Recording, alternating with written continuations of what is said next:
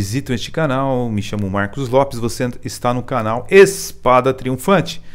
Mais uma vez estamos aqui neste segundo vídeo com o Luiz Machado, que é teólogo e historiador, e ele está comentando sobre o pós-modernismo, ok? Muita gente não sabe, vive nesse tempo, nessa época, mas não sabe o que é pós-modernismo. É interessante, viu, Luiz, que às vezes eu converso com algumas pessoas e parece que essas pessoas estão desfocadas do mundo, desfocadas do planeta, né? Eu já conversei com pessoas que o camarada parece que não está no planeta Terra, você entendeu? Ele está alienado de tudo que está acontecendo. E eu não estou nem dizendo de ele ser de esquerda ou de direita. Eu estou dizendo que ele está alienado de tudo. Parece que ele vive um mundo de ilusão. Está tudo bem, meu salário está caindo e está tudo ótimo, maravilhoso. É estranho esse tipo de pensamento onde a pessoa ela fica no mundinho dela ali achando que está tudo maravilhoso. Mas dentro desse ângulo, você ia comentar no vídeo anterior um pouquinho sobre ciências políticas dentro do pós-modernismo. Então uma pergunta que eu te faria, né, seria essa. O seguinte, você como pode conciliar que é um evangélico ou um protestante se identificar com a linha marxista, no que tange às ciências políticas, se o mundo pós-moderno diz que não existe verdades absolutas? Como é que você poderia explicar isso para a gente aí, em poucos minutos aí, dizer para a gente essa tendência que está acontecendo aí no meio reformado, né? E também evangélico, tem pessoas aí que estão militando hoje numa carreira política que deveria ser uma carreira teológica, mas no mundo pós-moderno as verdades absolutas não existem. E como é que fica essa situação aí? Graça e paz aos irmãos. Mais um prazer aqui estar falando com o Marcos sobre os assuntos que estão tendo vários desdobramentos seríssimos no ambiente eclesiástico. Bom, algumas igrejas e até mesmo alguns defensores das ideias totalmente progressistas, políticas, eles repetem o que a maioria dos cientistas políticos defendem também, que é a razão de defender o oprimido e o ofendido, né? Citam vários textos a respeito do cuidado do órfão, da viúva e do pobre para defender suas causas, as causas das minorias. No mundo pós-moderno, a gente falou anteriormente que a verdade é uma coisa que não existe. Existem pontos de vista diversos, pontos de vista que vai divergir de muitos outros pensamentos ou até de ideologias. A gente começa a compreender essa era que a gente está vivendo como movimentos que falam a respeito de você vivenciar o evangelho integral, ou teologias que são teologias da década de 60, 70, até mesmo meados dos anos 80, que falavam da integralidade do ser, da integralidade do homem. Muitos cristãos professos ou até mesmo protestantes de linha reformada foram para essas teologias, migraram para esses pensamentos, falando que a integralidade do ser é muito importante, que a integralidade do ser ela está praticamente em tudo, nas ciências, na arte, na economia, na forma como eu trato meus negócios, na forma como eu trato meus clientes e até mesmo na forma como eu lido com as pessoas dentro da igreja. Mas quando a gente vai trazer, Marcos, as origens dessas teologias e do pensamento, até mesmo a convergência com o pensamento pós-moderno, a gente vai compreender que é nada mais, nada menos que um socialismo disfarçado por trás. Por quê? Porque simplesmente a minha palavra está sendo relativizada dentro de um contexto político para trazer todo esse contexto, até mesmo social, marxista, para dentro dos porões eclesiásticos, para dentro da igreja. Então, quando eu falo da integralidade do ser, ou até mesmo de teologias libertárias que vêm de um viés mais católico, eu falo de pessoas que estão sendo defendidas até mesmo pelos os precursores aí dessa teologia, pessoas que estão sendo defendidas pelas suas causas menores. Então, grupos ou subgrupos menores de pessoas que defendem negros, pessoas que defendem os pobres, pessoas que defendem as causas LGBTs, ou outras causas que são menores para a sociedade. Então são grupos específicos onde eles se dão ali defendendo todas essas causas, né? Não tem nenhum problema, já quero deixar bem claro, em você defender algumas causas que são causas totalmente verdadeiras, como o cuidado do órfão, como o cuidado da viúva. Tem muitas causas válidas, né? Causas válidas. O racismo, que é uma coisa muito vivenciada no nosso país como o Brasil, mas tem um problema quando a gente vai falar da Bíblia. Então, quando a gente começa a compreender o relacionamento que a gente vai ter com essas teologias libertárias, ou até mesmo com as teologias de missão integral, a gente vai começar a compreender o evangelho sendo lendo por outras óticas. Quais são essas óticas? São óticas sociais. Deixa eu te fazer uma pergunta, desculpa cortar. Mas eu queria te perguntar uma coisa. Você é de uma igreja que você vivenciou isso aí entrando lentamente, não foi? Sim. E como foi esse processo aí? Você sentiu, identificou de início ou não? Alguém que passa por uma igreja que está entrando nesse processo da teologia integral, né? Por exemplo, dá para identificar, ou você acha que o leigo não vai identificar, ele vai ficar perdidão e vai achar que está tudo correto? Bom, Marcos, dá para identificar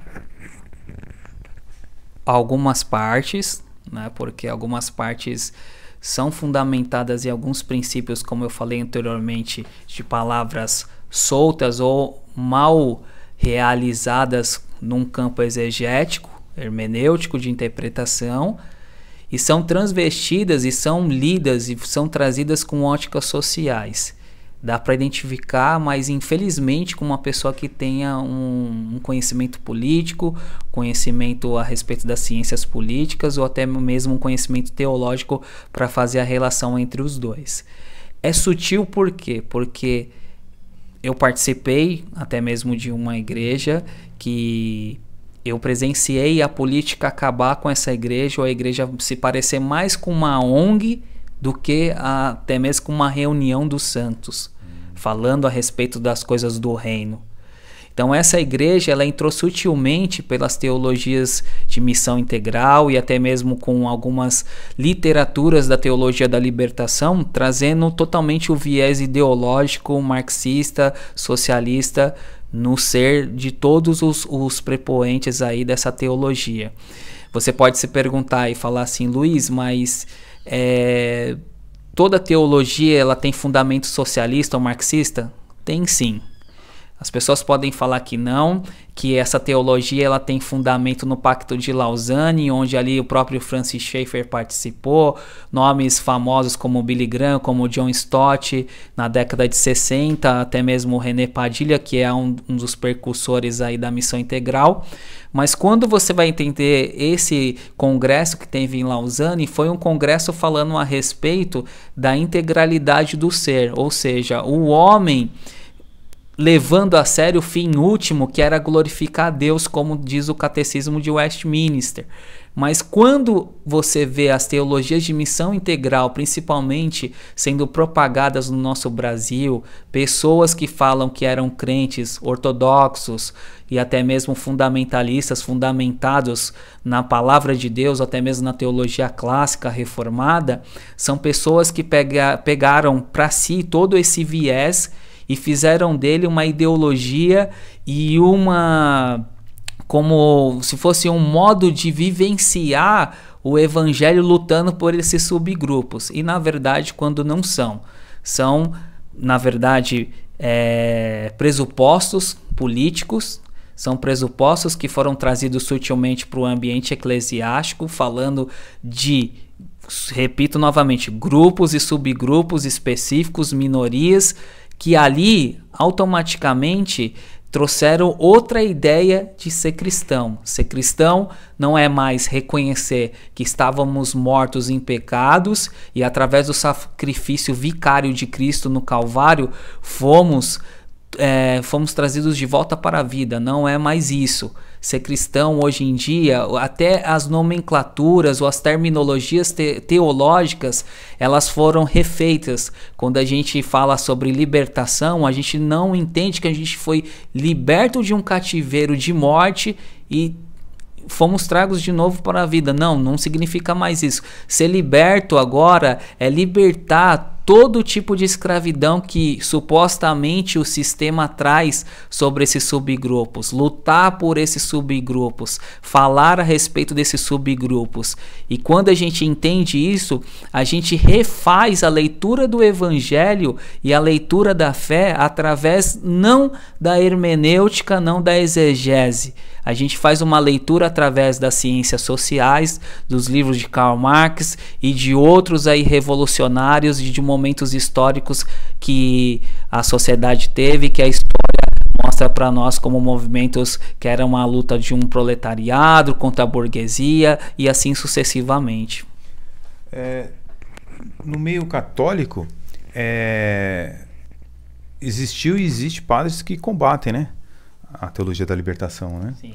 E mesmo assim, a gente sente que tem muitos católicos que não conseguem identificar essa teologia da libertação dentro da Igreja Católica. Recentemente teve aqui uma prima minha do Nordeste, onde eu tentei passar essas informações para ela e ela dizia que isso era mito, que isso não acontecia. Como é que você vê isso aí, por exemplo, dentro da Igreja Católica? Houve esse movimento, tem esse movimento ainda. Dentro dos evangélicos entrou com outros nomes, mas seria uma infiltração externa mesmo? Ou pessoas mal intencionadas? Porque parece uma coisa assim de conspiração, tudo, né? Mas isso é uma realidade externa mesmo, que proposital, que as pessoas quis que entrasse dentro da igreja, isso aí, tanto evangélica como católica? Bom, as infiltrações elas foram sutis, mas ao mesmo tempo bem declaradas pelos seus precursores, né? Alguns teólogos, até meio de linha batista ou até mesmo de linha presbiteriana, eles falaram a respeito que o evangelho ele tem que se preocupar com o órfão e com a viúva, como eu falei anteriormente. Porém, não é só exteriormente. Exteriormente a pessoa já vem com uma bagagem totalmente influenciada pela política socialista, mas interiormente também. Por quê?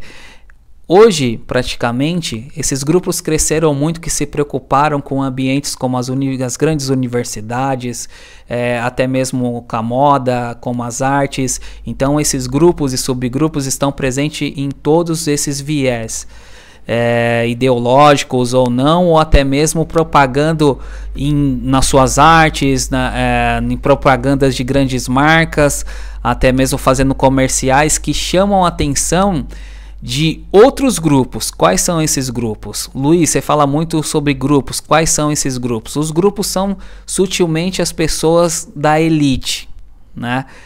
O que é elite? Não é elite como as mesmas pessoas que são aí de campos ideológicos de esquerda fala de uma elite dominante que oprime, que é o sistema. Não é nada disso.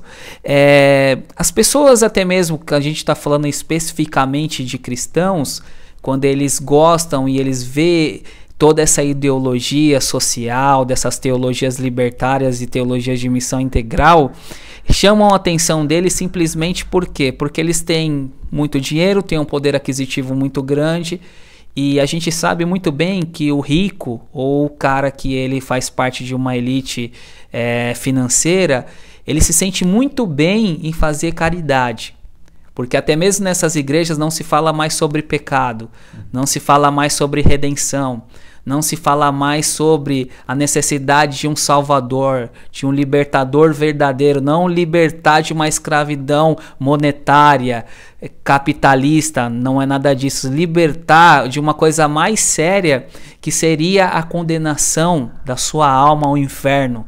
Não existe mais essas palavras. Se você procurar por essas... Foi extinto essas palavras, essas nomenclaturas, essas terminologias que a gente fala na teologia foram refeitas. Por quê? Porque as terminologias são terminologias envolvendo as ciências sociais. E quando eles falam isso, eles falam que a gente tem que ser liberto de uma opressão do sistema. A verdadeira libertação está em fazer justiça social. O evangelho é um evangelho que trouxe justiça social aos pobres, e Jesus Cristo morreu por essas minorias. Então a confissão deles está envolvida tudo isso. E na verdade a gente tem que identificar por quê. Porque é uma palavra totalmente que chama a atenção de muitas pessoas, por ser uma palavra supostamente amorosa, supostamente caridosa, piedosa, e vai chamar muito a atenção dessas pessoas que são dessas igrejas totalmente ricas, pessoas que não têm comprometimento com o evangelho verdadeiro, ou até mesmo que vivem de qualquer modo afundado em pecados. A pessoa vai se sentir bem fazendo obras de caridade, né?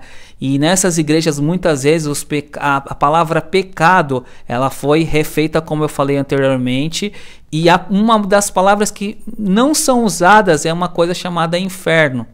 Luiz, eles querem atormentar todo mundo? Não. Eles não querem atormentar todo mundo para falar a respeito de inferno, que é bem presente nas escrituras sagradas. Eles querem falar que o inferno, até mesmo a concepção de inferno, é uma concepção que vive num mundo onde uns dominam e outros sofrem. Esse é o inferno. Esse é o inferno. Esse é o inferno para muitos das teologias libertárias, né? E até mesmo alguns são totalmente universalistas, acreditam que a redenção ela vai se dar sobre todos. Na verdade, que a redenção verdadeira é uma redenção capital, de igualdade, todo mundo sentando à mesa do Pai eterno, compartilhando o pão, não havendo mais necessidade ou falta até mesmo do pão. Não é nada disso.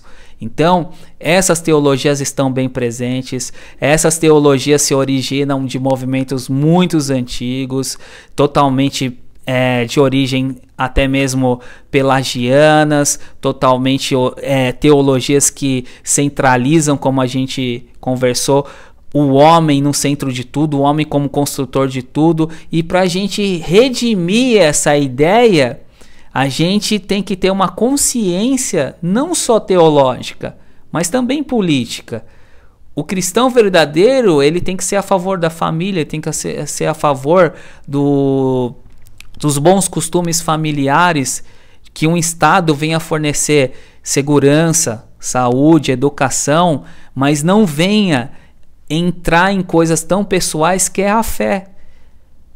Que a gente já tem um livro de norma e conduta sobre toda a nossa fé, e não precisa mais de pitacos ou até mesmo de teologias libertárias para destinar as palavras ou qual seja o padrão de conduta desses cristãos diante de muitas calamidades que a gente sofre no mundo.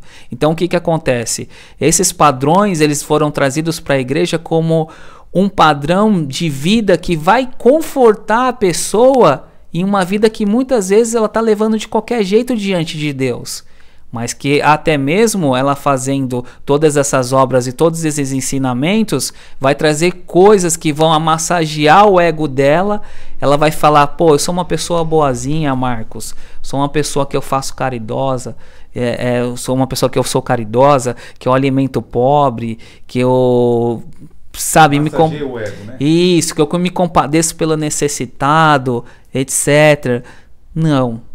O que a gente tem que entender é que a necessidade do evangelho, ela vive diante de uma coisa. O homem caiu, o homem foi criado, o homem caiu, o homem pecou, morreu no seu pecado. Ele precisa de um salvador, de um redentor para redimi-lo dessa situação de morte. E esse salvador é só uma pessoa, Jesus Cristo, morreu por você, que espero que você seja um desses que Jesus Cristo morreu, né? Que a gente pode falar futuramente sobre isso, mas uma área bem específica teológica, mas a gente tem que compreender que a Bíblia a gente não pode mudar, a Bíblia ela não pode ser relativizada em prol do que eu penso e do que você pensa. A Bíblia ela tem uma exegese perfeita a ser feita, um padrão de interpretação, e foi dada como uma revelação especial pelo nosso próprio Deus. Então, sobre ela, Paulo falava que se alguém acrescentar, alguém anunciar qualquer outro evangelho que não seja esse que vos anuncio, que seja anátema, que seja amaldiçoado. Deixa eu te fazer uma pergunta, então, em cima disso, né? Vou fazer uma pergunta. Você leu recentemente o livro do Iago Martins. Como é que chama? Bolsonarismo? A religião do bolsonarismo. A religião do Bolsonaro. Quando você vê um livro como o do Iago Martins, quais são os pontos positivos e negativos do livro dele, A Religião Bolsonarista, é isso? A religião do bolsonarismo. Do bolsonarismo. Quais os pontos positivos e negativos que você vê num livro deste e quando ele vai entrar nessa área tão delicada aí, ciências políticas aí? Bom, o livro ele começa falando sobre a religião do bolsonarismo e o que se trata. O Iago ele teve uma sacada muito boa a respeito da idolatria, né? Sejam essas políticas de esquerda, direita ou até mesmo de centro, elas não podem ser andar em conformidade com o padrão que é o Evangelho, né? O Evangelho ele não existe uma ideologia política, uma ideologia partidária, ele existe a anunciação das verdades do reino.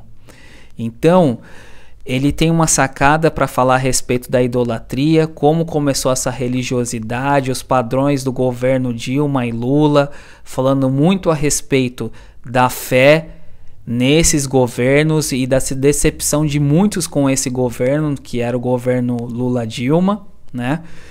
E da entrada da perspectiva totalmente conservadora com o governo bolsonarista, né? Ou o governo do nosso atual presidente Bolsonaro.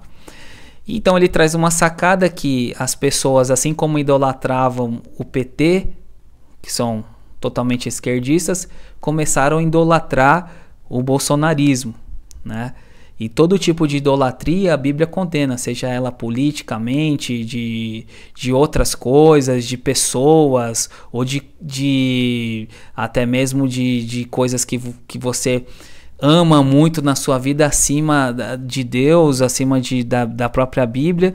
Então é condenável. Então ele começa a trabalhar sobre essa ideia, sobre a ideia do bolsonarismo. Ele fala das origens idólatras, ele fala de alguns conservadores também que têm uma política totalmente dominacionalista, de o cristão e o cristianismo estar no centro de tudo. Ele citou alguns teólogos, como um deles foi o Rushdouni, né, falando a respeito de suas políticas e de suas ideias dominacionalistas. E o que ele fala que me chama bastante atenção, e que eu concordo plenamente com ele, que é uma coisa bem verdadeira, é a respeito da idolatria. A idolatria ela não pode existir, né? E o que ele falou muito a respeito, que eu não concordei em quase nada, foi que o voto dele ele se deu por não haver nenhuma outra opção, e sim o Bolsonaro. Então assim, a gente sabe que a palavra do cristão ela tem que ser sim, sim, não, não, e passando disso ela se torna uma procedência maligna. Então, se eu votei e se eu me arrependi numa pessoa ou num candidato, que eu sou livre para votar, vivemos diante de uma democracia, eu tenho que assumir que eu votei mesmo, eu fiz campanha para esse tal candidato e eu me arrependi. Então, eu votei e me arrependi. Eu não posso chegar e falar para vocês que eu votei em candidato A ou B e falar depois que eu fui forçado pela situação do país. Não fui forçado pela situação do país. Luiz, mas eu poderia cancelar o meu voto, anular o meu voto da forma mais correta aí diante do do cenário político? Sim, você poderia. Você poderia, tinha mais de, não me lembro agora quantos candidatos, né, na época, mas tinha diversos candidatos com outras propostas que não se encaixaria ali diante de uma linguagem cristã, mas até mesmo que eram outros candidatos, né? Mas como um cristão ele vai votar em um, pelo menos é o que eu penso, em um candidato que tem conformidade com a Bíblia, com os padrões da família, com os padrões evangélicos, ele vai pensar em tudo que esse candidato ele vai trazer de benefício para a sociedade num padrão mais conservador falando. Então, o que é de negativo que eu achei no livro, que ele votou, ele confessou que não fez campanha no livro, né? Mas ele votou em Bolsonaro, e eu me lembro bem, porque o canal dele eu acompanhei bastante também, ele falando muito bem a respeito do governo Bolsonaro, falando a respeito do fator do esquerdismo. Ele é uma pessoa que tem um nível intelectual bastante agraciado, né? Mas nessa questão eu acho que a gente não pode fugir. A gente não pode ser leviano em falar que eu votei no candidato A ou B e agora eu fui forçado a votar. Não, ele votou nele porque ele quis votar, porque ele viu ele como uma boa opção, como um cristão e como uma pessoa que professava ali Deus em suas palavras, conceito de família base, que é o nosso conceito também, e ele desejou votar porque ele achou o candidato um candidato preparado. E o livro, ele traz muitas pinceladas a respeito da situação atual do Brasil. No final ele fala a respeito de muitas questões políticas, qual é o futuro do Brasil, qual é o futuro do candidato, e ele fala que ele não votaria mais nele, né? Ele está praticamente agora decepcionado com o governo do próprio presidente eleito, agora o Bolsonaro. E a minha opinião é que ele tem que procurar o que ele acha melhor para votar como candidato, mas não fugir do que ele votou. Não falar que ele foi forçado por uma situação exterior. Até mesmo aquilo que a gente professa, ele foge muito disso, de confessar. Eu vi outro, até mesmo deputado agora, que foi o primeiro cara que falou: eu votei nele porque eu quis, porque eu achei ele um bom candidato, mas eu me arrependi. Isso a pessoa pode falar. Agora, falar que foi forçado pela situação do petismo a votar, isso não existe. Entendi. Ok. Irmãos e irmãs em Cristo, você também que não é cristão, eu espero que tenha sido produtivo essa rápida conversa, né? Uma conversa informal aqui que nós tivemos, mas que eu acredito que foi muito proveitoso. Entramos numa área aí delicada, que é ciências políticas, mas como sempre aí, o Luiz Machado saiu bem. Né? Espero.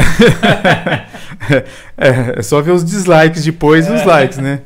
Bem, pessoal, foi muito gratificante ter você mais uma vez aqui no nosso canal. Volte mais vezes, eu acredito que vai ser muito edificante para todos nós, inclusive eu, que sou aqui o autor deste canal. E seja bem-vindo numa outra ocasião. Deixe seus likes, seus comentários. Se quiser se inscrever neste canal, seja bem-vindo. E até uma próxima vez. Deus abençoe a sua vida. Amém. Beleza.